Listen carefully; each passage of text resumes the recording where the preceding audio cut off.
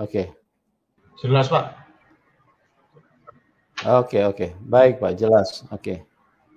Ya, teman-teman, Pak Joko sudah hadir. Terima kasih buat Pak Joko yang mau bersaksi pada malam hari ini, berbagi berkat bagi teman-teman, di mana beliau pernah meninggalkan Tuhan Yesus, Tuhan yang hidup, Tuhan yang benar, yang satu-satunya Tuhan yang berkuasa menyelamatkan kehidupannya karena sebuah kondisi.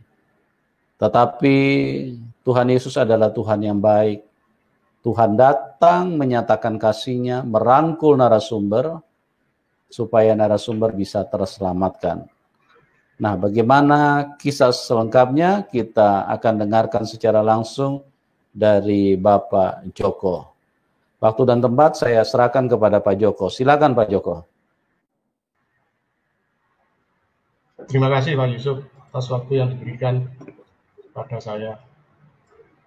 Salam sejahtera.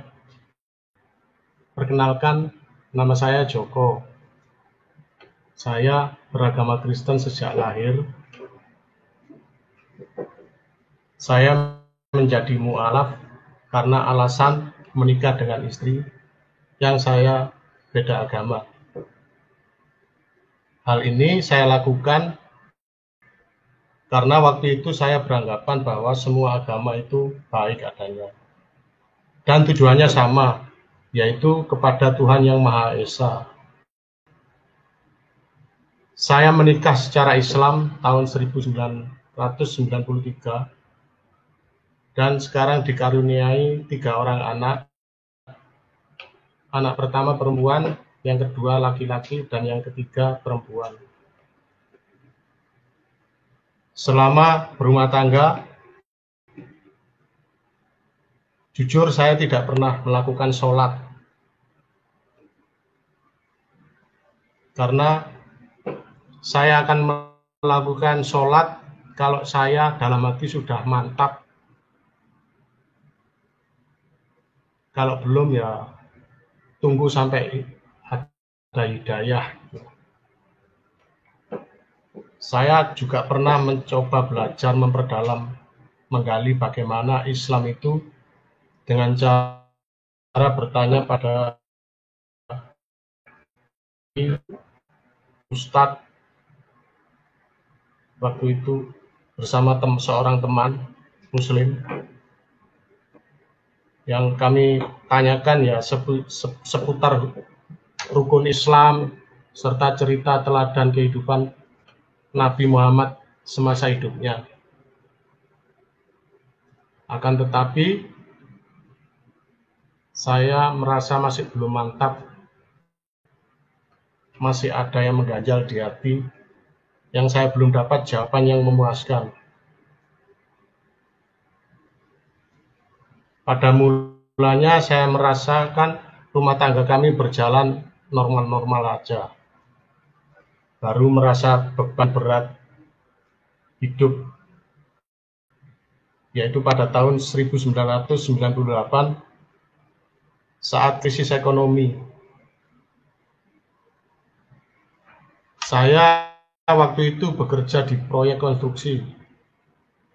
Akibat krisis ekonomi, semua proyek-proyek konstruksi di stop, yang akhirnya membuat saya kehilangan pekerjaan, jadi pengangguran. Akhirnya saya coba borong pekerjaan kecil-kecilan seperti renovasi rumah, bikin teras awning, bikin dapur, dan lain-lain. Dan hasilnya ya juga kurang begitu memuaskan untuk memenuhi kebutuhan kehidupan saya. Setiap hari putar otak bagaimana cara dapat kerja. Saya merasakan apa yang saya kerjakan selalu gagal pada waktu itu. Selanjutnya, kesialan demi kesialan yang saya temui. Sampai akhirnya tahun 99, saya benar-benar terpuruk. jatuh terpuruk.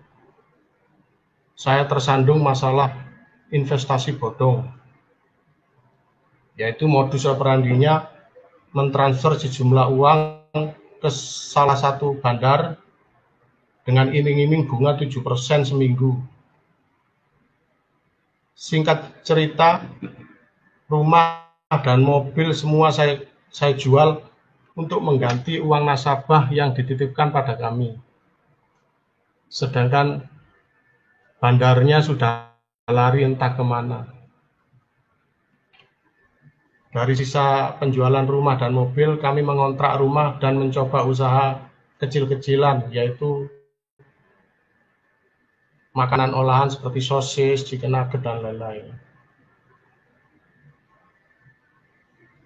Istilahnya sudah jatuh ketimpa tangga. Belum selesai masalah satu, muncul masalah lainnya. Anak saya yang kedua divonis dokter menderita autisme. Saya kaget dan merasa sedih sebagai orang tuanya, karena mengasuh dan mendidik anak yang berkebutuhan khusus itu butuh kesabaran ekstra. Dan tidak semua sekolah pada waktu itu mau menerima anak yang demikian. Dalam keadaan putus asa, saya itu sempat protes sama Tuhan. Ya Tuhan, mengapa Engkau tidak mau menolong saya? Akan tetapi bukannya nasib makin membaik, malah saya tertimpa musibah lagi. Yaitu kaki kanan saya kena gerinda potong, kecelakaan kerja. Dalam keadaan cedera serius, saya dilarikan ke rumah sakit, ke UGD. Setelah itu 3 bulan saya tidak bisa jalan.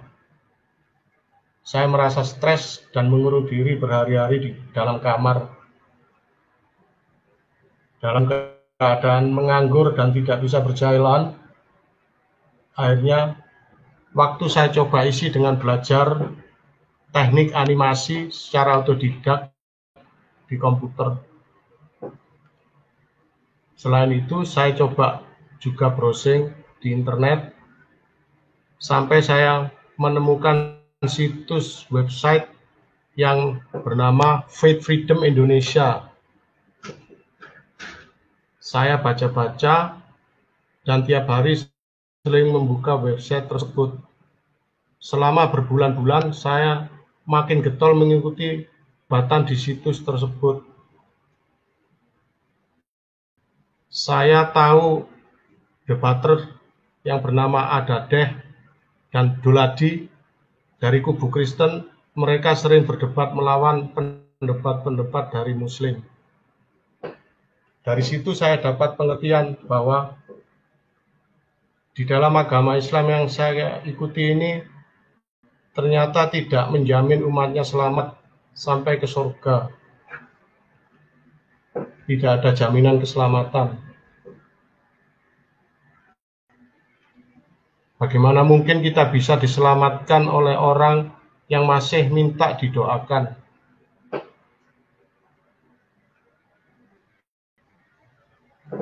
Muhammad masih minta didoakan umatnya. Ada juga tertulis di hadis kalau Muhammad tidak bisa menyelamatkan Fatimah, anaknya sendiri. Apalagi kita yang tidak dikenal oleh Muhammad. Akhirnya saya sadar dan mohon ampun pada Tuhan Yesus. Saya telah meninggalkan Tuhan. Ada keinginan kembali pada Tuhan dalam hati. Sejak itu saya sering buka dan baca-baca Alkitab lagi. Dan memang benar, Tuhan Yesus tidak pernah mengingkari janjinya. Kalau kita sungguh-sungguh bertobat dan minta pada Tuhan, hidup saya dipulihkan lagi oleh Tuhan. Saya merasakan sejak kembali pada Tuhan Yesus, bisa merubah temperamen seseorang yang tadinya gampang marah, emosional, bisa bisa sabar gitu. Ada damai sejahtera dalam hati. Serta yang apa saja yang saya kerjakan mulai membuahkan hasil. Saya sudah bisa membuat film animasi sendiri pada waktu itu, akan tetapi masih belum menemukan jalan bagaimana cara memasarkan animasi tersebut.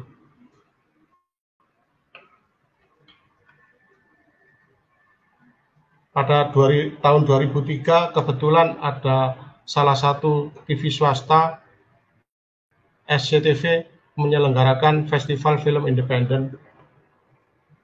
Waktu itu saya ikut mendaftar. Singkat cerita, akhirnya film animasi saya berhasil masuk 7 besar dari sekitar 1.000 peserta waktu itu. Saya diundang ke Jakarta. Pada saat penjurian, banyak tawaran pekerjaan dari berbagai production house. Dan saya akhirnya menerima tawaran tersebut pada salah satu production house sebagai animator. Apapun yang saya kerjakan waktu itu selalu membuahkan hasil. Setahun saya bekerja di Jakarta, sudah bisa mencicil beli rumah, dan lain-lain. Titik balik pemulihan kehidupan saya mulai terjadi. Akan tetapi, saya masih diam-diam menjalani kehidupan kekristenan saya.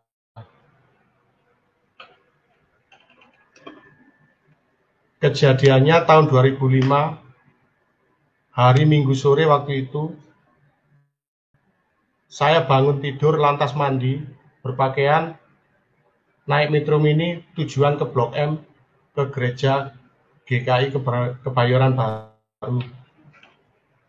Sampai di sana, baru sadar kalau hari itu tanggal 25 Desember, hari Natal. Ini baru kali pertama saya menginjak gereja sejak tahun 1993. Berarti sudah 12 tahun absen. Pada saat kebaktian,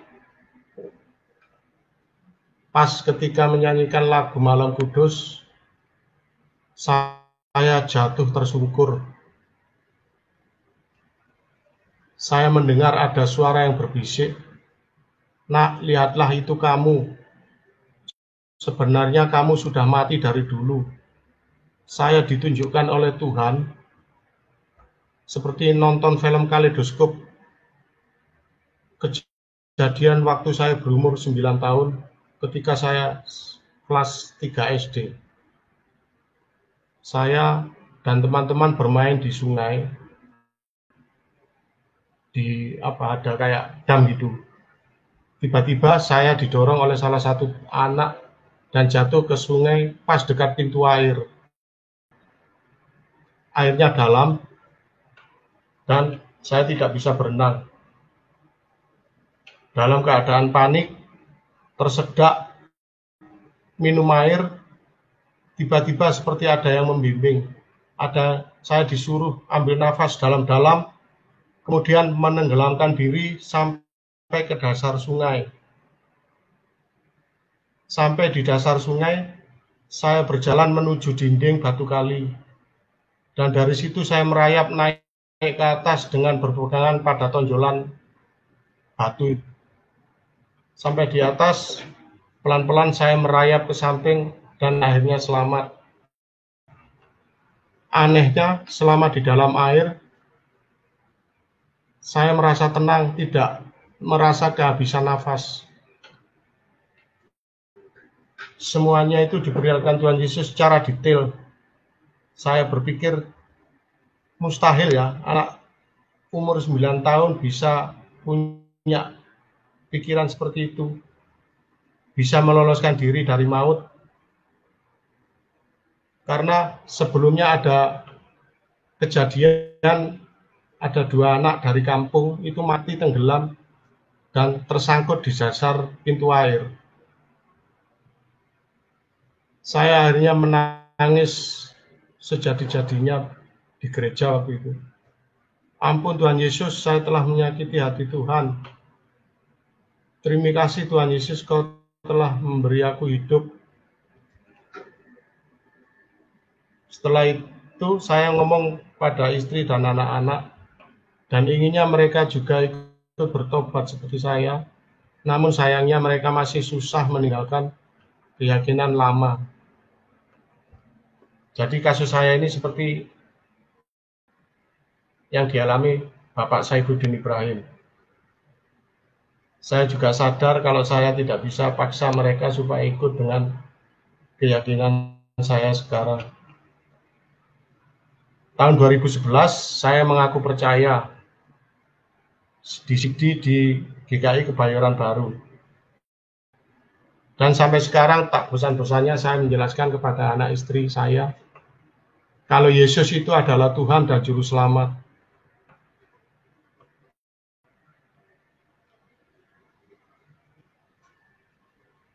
Pikiran saya terusik ketika baca firman Tuhan di Matius 24 ayat 14.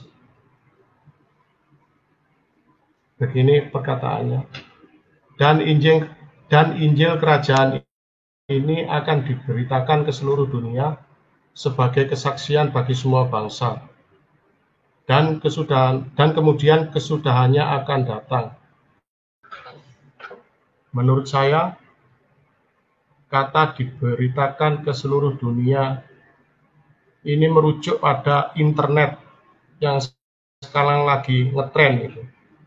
Jadi nubuatan itu sedang digenapi dengan banyaknya murtadin pindah ke Kristen. Juga perkataan Tuhan Yesus tentang perumpamaan di Matius 20 ayat 1 sampai 16 yang dimaksud dalam cerita perumpamaan tersebut itu adalah para muslim yang pada detik-detik terakhir mengaku dan percaya pada Tuhan akan diselamatkan. Dan setelah itu kesudahannya akan datang. Ya Tuhan, tidak lama lagi ini. Waktunya sudah mepet. Inilah yang melatar belakangi saya membuat kesaksian ini, supaya nanti bisa di-sharekan ke keluarga dan saudara-saudara saya. Amin. Demikian kesaksian saya. Untuk selanjutnya, saya kembalikan ke Pak Yusuf Manubulu. Terima kasih. Baik, terima kasih Pak Joko atas kesaksiannya yang luar biasa. Walaupun singkat tapi jelas bahwa Tuhan Yesus itu adalah Tuhan yang hidup. Dia firman dan dia Tuhan yang nyata, yang real, sehingga benar-benar dialami. Jadi bukan hanya tulisan-tulisan di dalam buku, tetapi firman itu hidup dan bisa dialami. Kalau Tuhan yang benar, Tuhan yang bisa dialami. Kalau Tuhan yang tidak benar, tentunya tidak bisa dialami dan tidak bisa dipahami. Ya. Tuhan yang benar itu sangat dekat dengan manusia. Karena dialah pencipta kita dan kita adalah makhluk yang sangat dikasihi Tuhan.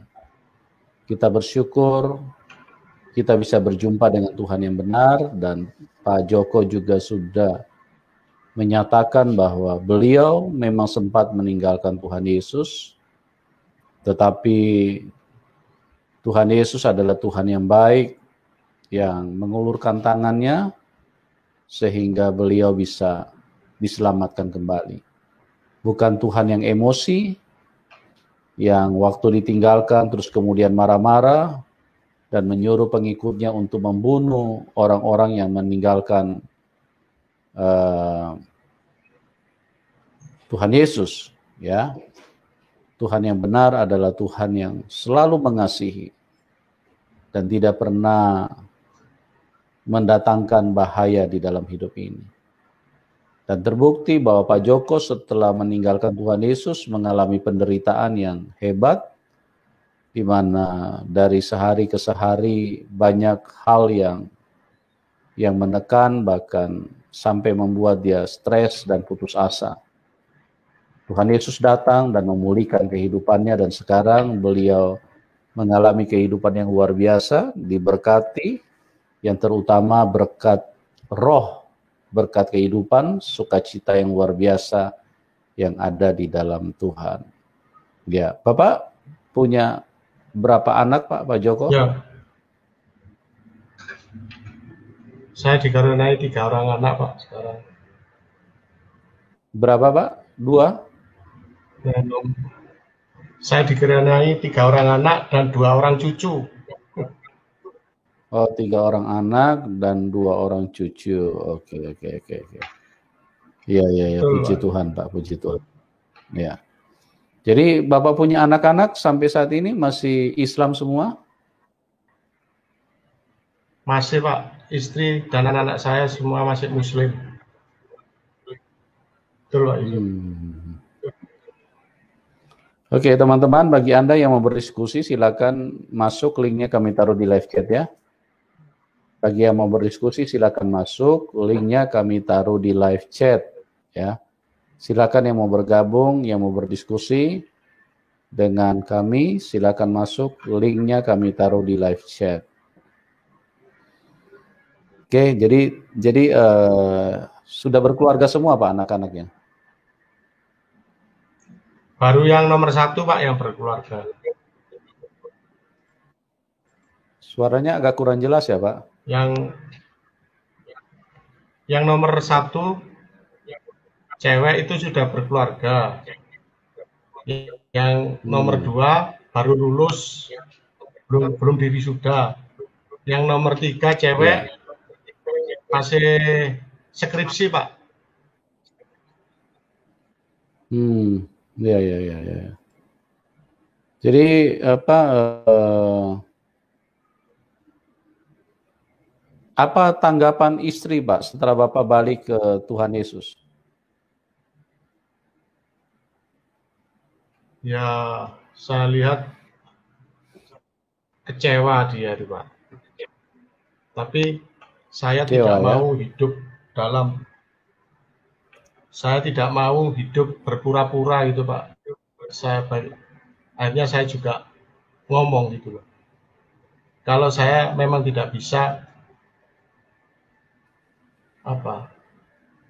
belum mendapat hidayah gitu di Islam itu. Ya. Tapi yang paling penting itu bukan masalah saya tidak mendapat hidayah sebenarnya di sini, Pak. Karena saya itu sebenarnya sudah mati dari kecil, yaitu tadi tenggelam di kali itu, Pak. Itu kalau tidak ada pertolongan dari Tuhan itu mati saya sudah, Pak. Itu yang bikin saya kembali ke Tuhan itu, karena ditunjukkan seperti nonton film kaleidoskop slow motion, kembali ke masa kecil saya itu. Akhirnya saya mengambil kesimpulan bahwa ini memang pertolongan dari Tuhan. Kalau nggak bisa, Pak, udah.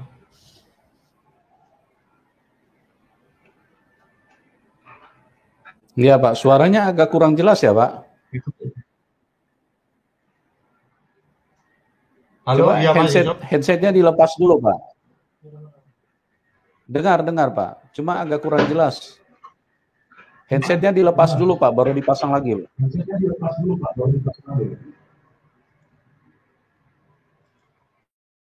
Halo, begini sudah, Pak. Bagaimana, Pak? Ya, oke. Halo, ya. Oke, Pak. Ya, baik.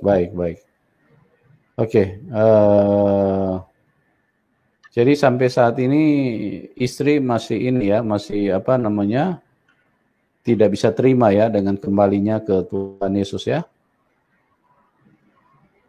Ya masih Muslim Pak, istri dan anak-anak saya.